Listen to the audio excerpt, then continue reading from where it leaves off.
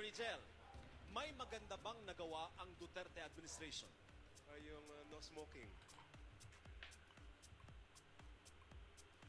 Magandang araw po sa lahat. Ako po si Sir JR ng Usap Usap University at sa episode po ng ating daily show dito sa Usap Usap University, I'll be featuring po yung mga batas po na recently pinirmahan ng ating Pangulo.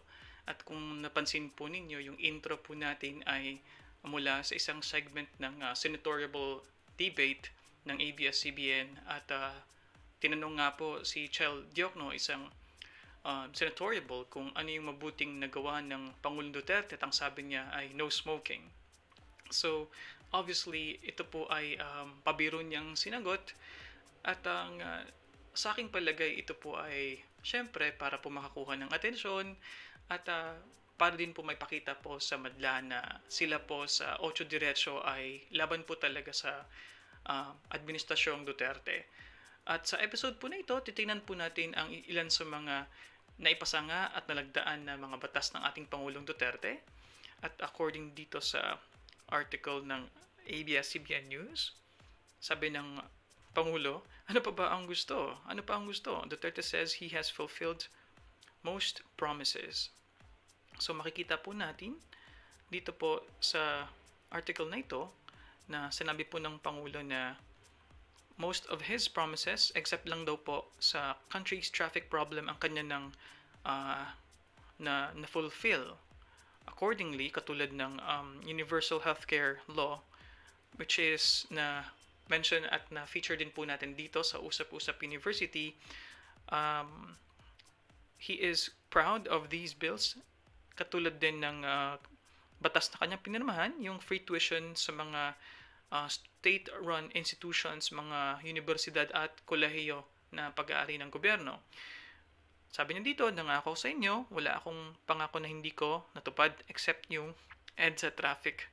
Nangako ako ng free tuition, nandyan ang batas. Nangako ako ng free universal healthcare, pirmado ko ng batas. Sabi ng Pangulo, kanina lang sa isang speech sa Binyan, Laguna, ano pa naman ang gusto? Yung pantawid. Sabi ko, itutuloy ko. Saan kukunin? Nandyan sa train, lahat yan. Yung train po mga ka-U3, ang tinutukoy niya, of course, ang train law. At ang gastos ko sa dobledong sweldo ng military at police. At syempre, alam po natin, mga ka-U3 na twice na nga po ang sweldo ng mga police at mga sundalo sa Pilipinas. At part din sa article na ito na i-feature po ang mga landmark bills nga na tinatawag natin, yun yung mga pangako at mga priority ng mga bills na na-mention nga ng ating Pangulo noong siya ay nagbigay ng SONA, State of the Nation Address. At dito, nasabi niya yung tungkol sa traffic dahil nga according sa kanya, yung Kongreso hindi siya binigyan ng emergency powers na hinihingi niya. And I still remember this very first na SONA ng Pangulo na na-mention niya nga yung emergency powers na kinakailangang ibigay sa kanya ng Kongreso para masolusyonan yung traffic nga sa EDSA, which is so far unfortunately hindi pa ginawa ng ating mga kongresista. Accordingly dito, yun nga ang sinabi niya na pinakapalpak niya so far na pangako, which I think would be interesting dahil mamaya at the later end, yung updates po na nasabi ko sa inyo tungkol sa Usap Usap University. In fact, kung hindi niyo napapanood, ako po ay nagbigay ng announcement kahapon. Ito po ay tungkol din sa solusyon ng gobyerno para sa nag-worsen ng mga traffic nga sa Pilipinas. At to end this article, sinasabi dito na kung problema sa traffic, ito ay dahil sa increase ng mga sasakyan at ang pag-aari ng sasakyan mula 500,000 sa 2018 at ang nagkaroon ng increase yan ng 50,000 noong ikukumpara sa past figure na 2017 with 3 out of 10 new cars used in Metro Manila. So, ano po ang masasabi natin dito sa mga batas at mga pangako ng Pangulong Duterte, mga ka-U3? Atin pong i-continue yung naging viral na video. Yun nga yung pinakita ko kanina at let's listen to it. Ito ay interesting dahil sabi nga ng senatoriable na yung no smoking lang daw ang maganda na nagawa ng ating Pangulo. So let's watch this short clip by VOVPH na Facebook page, which is actually a culmination and a compilation of the recent laws na pinirmahan ng ating Pangulo so far. Nilagdaan na ni Pangulong Rodrigo Duterte ang Republic Act 10928 o ang batas na nagpapalawig sa validity ng Philippine passport. Mula sa dating 5 taon, magiging 10 taon na ang validity ng passport. Yep. Nilagdaan na ng Pangulong Rodrigo Duterte ang Free Internet Access in Public Places Act. Sa ilalim ng batas na kataad na papayagan na maglagay ng libreng internet access sa mga sumusunod na lugar. Nilagdaan na rin ng Pangulo ang Republic Act No. 10930 na nagpapalawig naman sa visa ng driver's license hanggang 5 taon. President Duterte has signed into law the Universal Access to Quality Tertiary Education Act, a measure granting free tuition for state universities and colleges or SUCs. Mga kapuso, na isabatas na po ang Republic Act 10932 o ang Strengthened Anti-Hospital Deposit Law na magpapataw ng mas mabigat na parusa sa mga ospital o klinika na hihingi muna ng deposito bago tanggapin ang pasyente. Pirmado na ni Pangulong Rodrigo Duterte ang Tax Reform for Acceleration and Inclusion o TRIN. Sa ilalim nito, wala nang babayaran taunang income tax sa mga minimum wage earner o yung mga kumikita ng 250,000 pesos pababa kada taon. That's right. Wala nang babayarang irrigation fee ang mga magsasaka. Ito'y matapos lagdaan ng Pangulong Rodrigo Duterte ang Free Irrigation Act of 2018. That's right. Itong 2 ng Pebrero. Nakabaloob sa naturang batas na libre ng patubig para sa mga magsasakang may lupain na hindi lalagpas sa 8 hektarya. Nilagdaan na ni Pangulong Duterte bilang batas ang Ease of Doing Business and Efficient Government Service Delivery Act of 2018. Sa kanyang speech sa signing ceremony sa Palasyo, sinabi ni Duterte na ang paglagda sa nasabing batas ang solusyon sa lahat ng problema sa bureaucracy. Ganap na naging batas matapos lagdaan ni Pangulong Rodrigo Duterte ang Balik Scientist Program na may layuning pabalikin sa bansa ang mga Filipino scientists. Batay sa Republic Act 110351, mandato ng Department of Science and Technology na hikayatin ang mga Pinoy scientists na magbalik bayan para palakasin ang scientific and technological expertise ng bansa. Samantala, pirmado na ni Pangulong Duterte ang Republic Act 11036 o ito po yung Philippine Mental Health Law. Pirmado na ni Pangulong Rodrigo Duterte ang Republic Act 11037 o masustansyang pagkain para sa Batang Pilipino Act.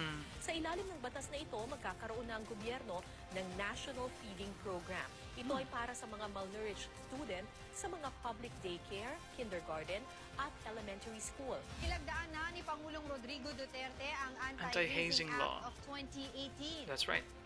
Sa ilalim ng naturang batas, ipinagbabawal ang lahat ng uri ng hazing. Pirmado na ni Pangulong Rodrigo Duterte ang Bangsamoro Organic Law matapos itong ratifikahan ng 2 kapulungan ng Kongreso. Kinumpirma ito ng Pangulo sa kanyang talumpati kahapon sa Ipil, Zamboanga, Sibugay. Hindi na kailangan ng iba't ibang ID para makapagtransaksyon sa iba't ibang ahensya ng gobyerno. Dahil yan sa National ID System na isa ng ganap na batas matapos lagdaan ng Pangulo. President Duterte has signed into law the Telecommuting Act that allows private employees to work from home. This gives workers the option to do their jobs from an alternative workplace using computer technology. Other countries are doing that this. option, though, remains a prerogative of the employer. The company is still required to follow labor standards on work hours, overtime pay, and entitlement to leaves when the employee chooses this move. Nilagdaan na ni Pangulong Rodrigo Duterte ang Philippine HIV and AIDS Policy Act of 2000. That's right. Ito ang batas na magpapalakas sa mga polisiya ng pamahalaan laban sa paglaganap ng HIV at Really good Pinirmahan law. na ni Pangulong Duterte ang Republic Act 11201 na bumuo ng Department of Human Settlements and Urban Development. Sa ilalim nito, pag-iisahin ng Housing and Urban Development Coordinating Council at Housing and Land Use Regulatory Board. Kahit Very good law. papalit ng mobile service provider ang subscriber, hindi na kailangang problemahin ang pagpapalit ng kanilang cellphone number. Dahil sa iyo na Lifetime. yan habang buhay. That's right. At sabisayan ng bagong batas ng Mobile Number Portability Act. May pag-asa ng gumaling at makabangon ang mga mahihirap na Pilipinong may Cancer.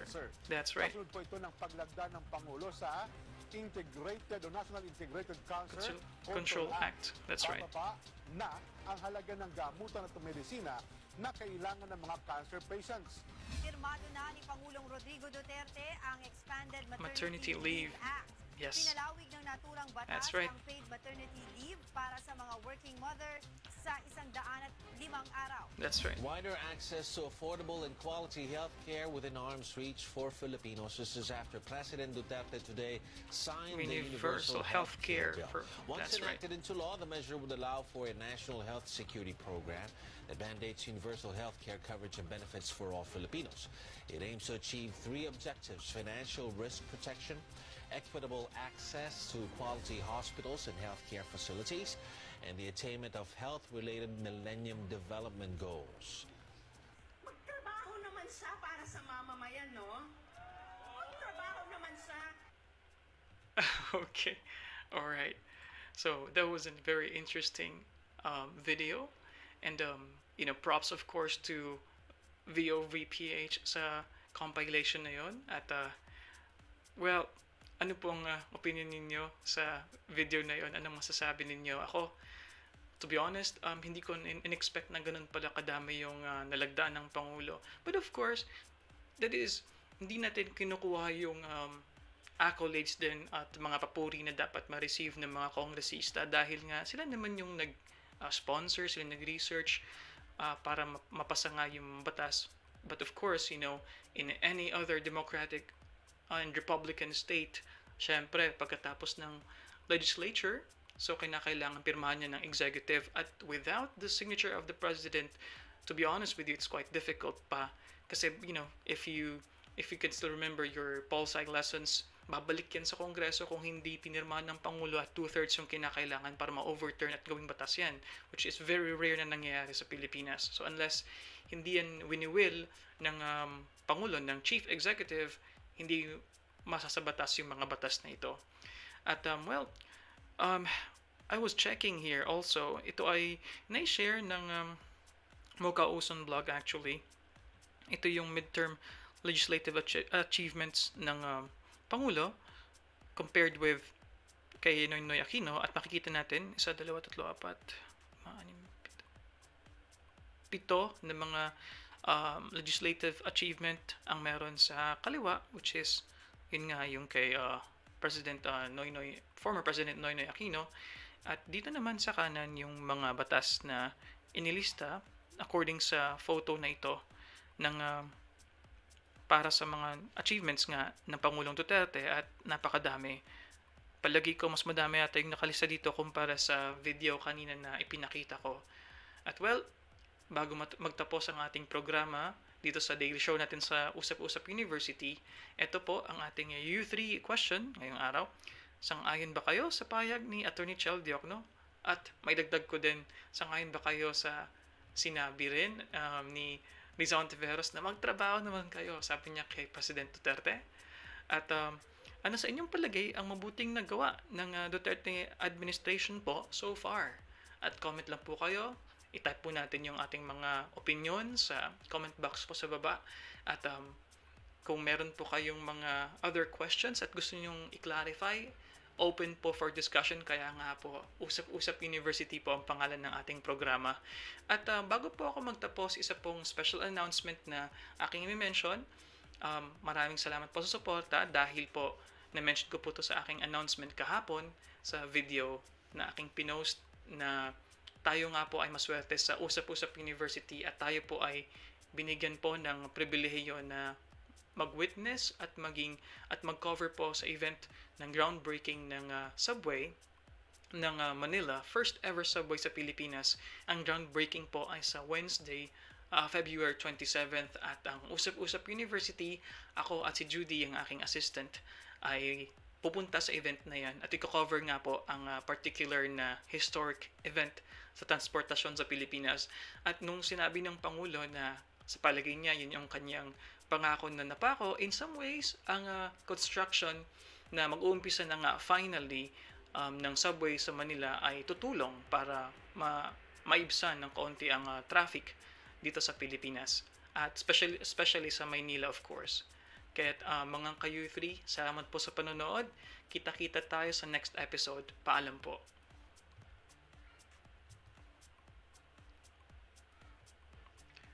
Mga ka-U3, ano pong masasabi ninyo sa episode po na ito na sinabi nga po ng senatoriable Chel Diokno at Risa sa mga videos na pinakita ko po sa inyo na they're not happy sa nangyayari at sa performance ng ating Pangulo.